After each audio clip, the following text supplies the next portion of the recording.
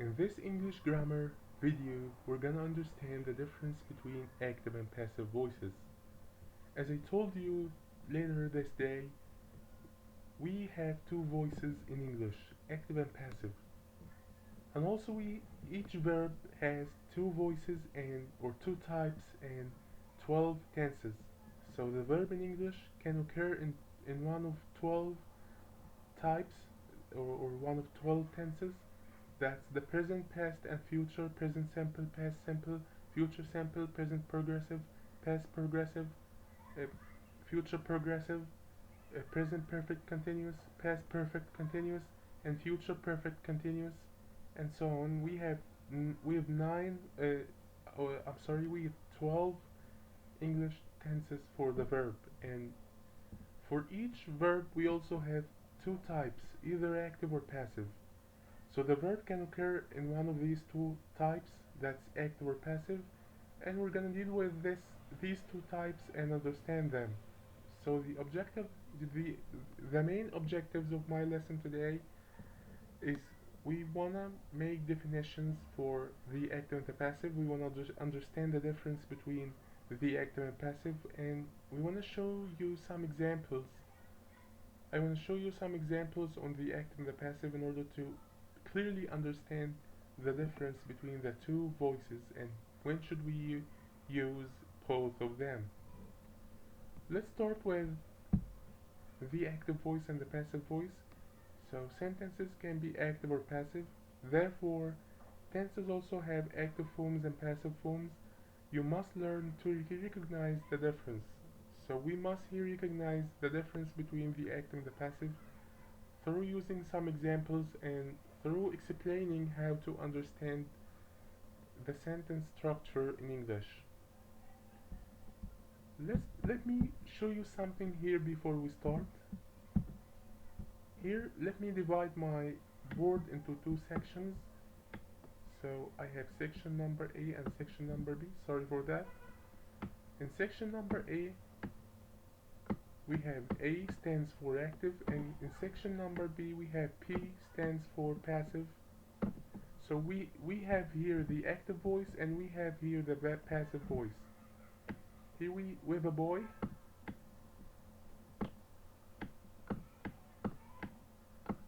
and that boy is playing football. And in the second example we have a boy, and that boy, he also has a ball and he is playing with his ball.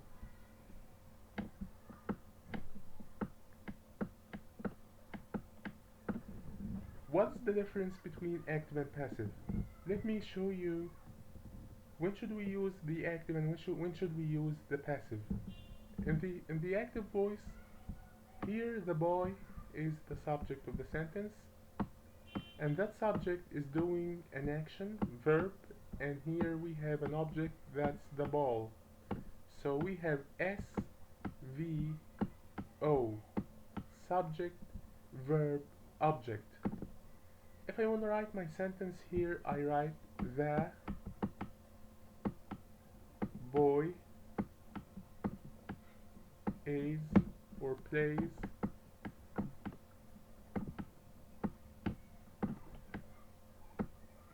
football.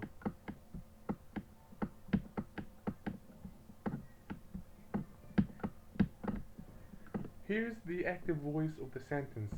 Let me write this. We start with the active voice. I explain that in my examples we have the boy, the subject of the sentence, and then we have plays, and plays is the verb in the sentence, and then we have the object, and that's the or football. So football here is the object of the sentence. That's the normal English structure, the normal sentence structure in English. this sentence, almost every day in our daily life we use the active voice. And then let's move to the passive.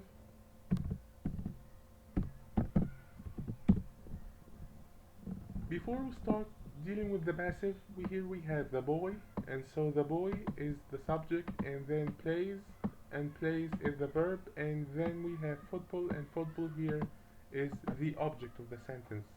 Here we're talking about the active sentence. In the active or the sentence in the active voice, we have the boy, and that boy is the subject of the sentence, the doer of this action. So the focus here is in is is, is more on the doer of this action, not the receiver of this action, because the receiver of this action is the object of the sentence. So we must know the difference between subject and object, because if we focus more on the subject, we say that the sentence is in the active voice, but if we focus more on the object of the sentence, so the sentence is in the passive voice. Let's turn back here. We have boy and ball, and that boy here is playing football, as I told you, and football here is something we don't focus on in the active voice, but I want to focus more on the ball itself. So here the concentration or focus is more on the ball and is not on the boy. So I want to add something starting with the ball, not the boy. What should I do here? Here I start with the object and then I end with the subject. And so here there's a difference between in the structure itself between the passive and the active, because here I start dealing with the object of the sentence. I focused more on the object of the sentence, and then the verb comes in the middle. OVS, object, verb, subject. We have something here for the verb itself. So here in the passive I start with the object, so football or ball, and then it's played, and then by the boy. What happens here? What happens here is that I start with the object, then I write my verb, and then I end with the subject of the sentence. So two things are different here. The first thing here is that I start with my object. I don't focus on the subject of the sentence. I just start with the object of the sentence. And then the second one here is that the verb itself is different. The verb structure here is completely different from that one in the active voice. So here the verb consists of verb to be plus the past participle. Verb to be in the present is or are. In the past was or were. And past participle is the third conjugation of the verb. So here I might have verb like eat, and the third conjugation of eat is eaten.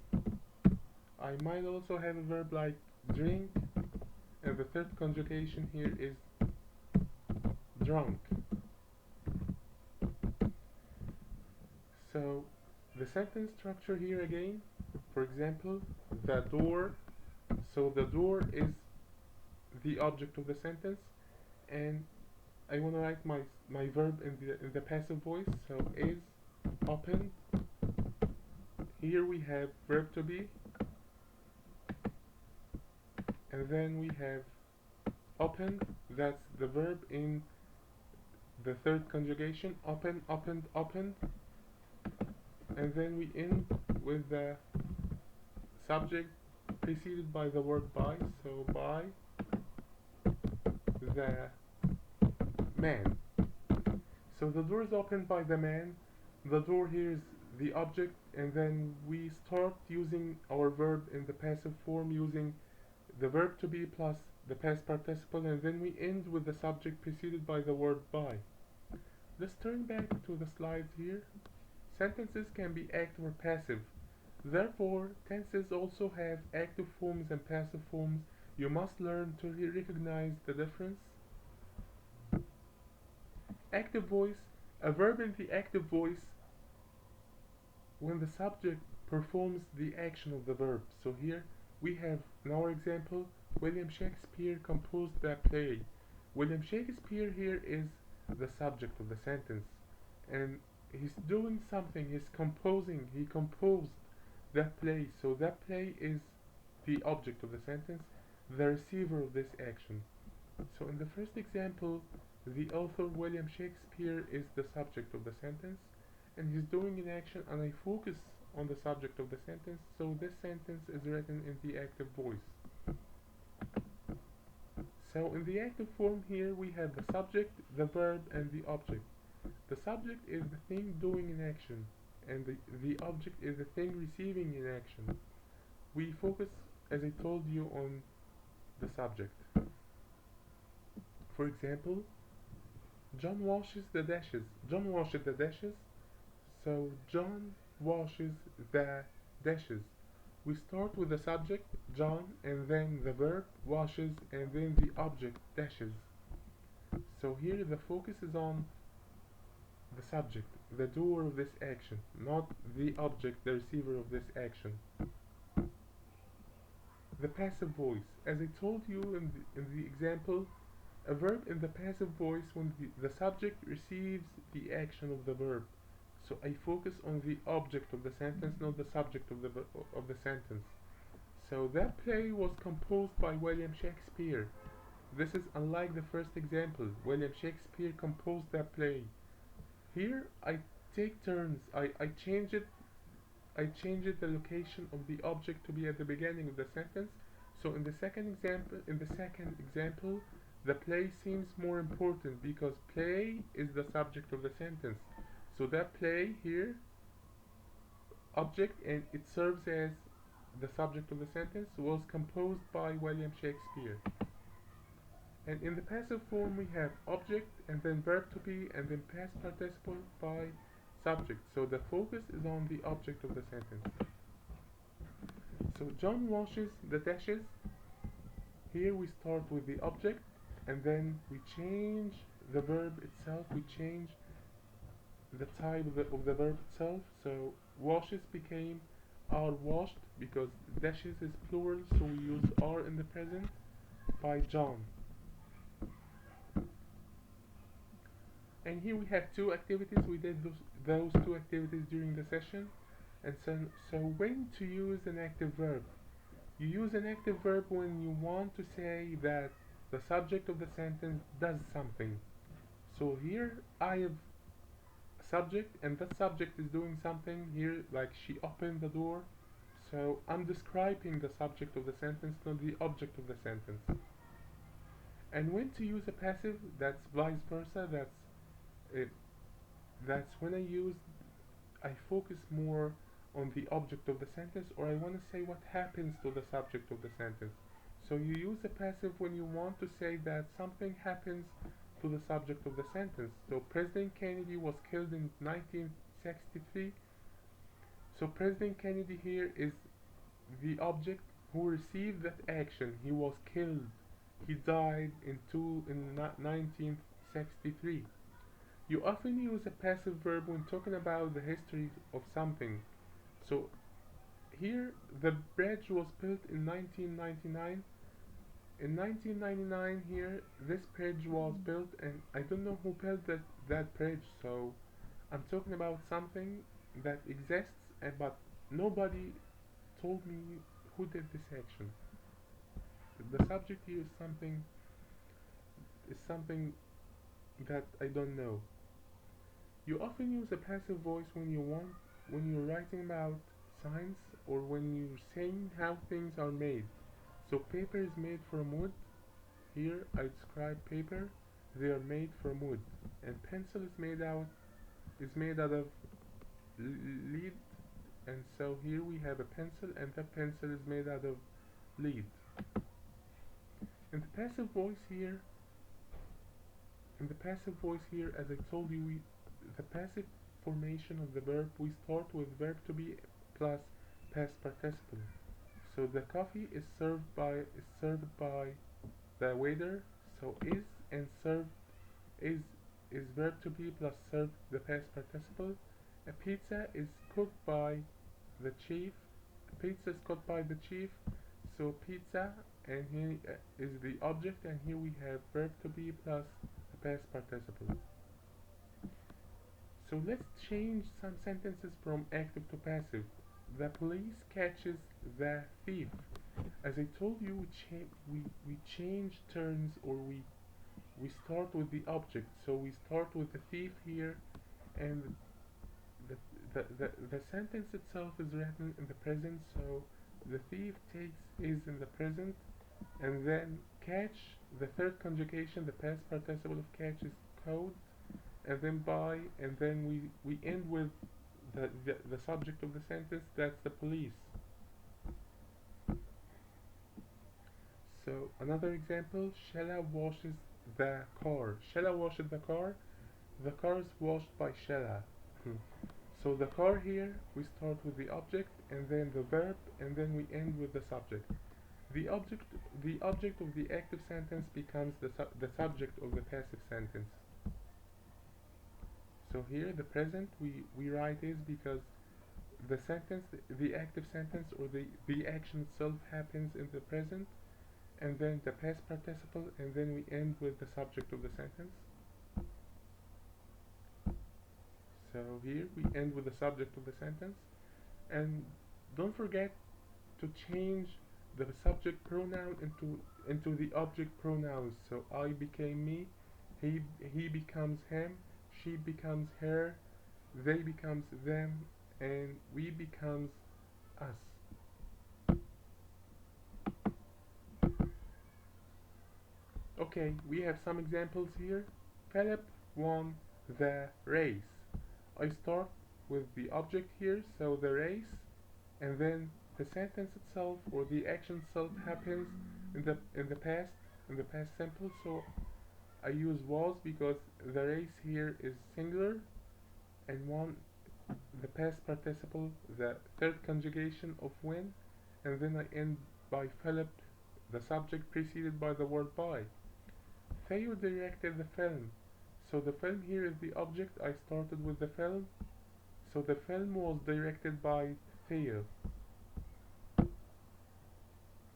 And we have here past, the thief robbed the bank, and so the bank is the object of the sentence. It becomes the subject of the passive sentence. So a bank was robbed by the thief. And Jack passed the exam. The exam was passed by Jack.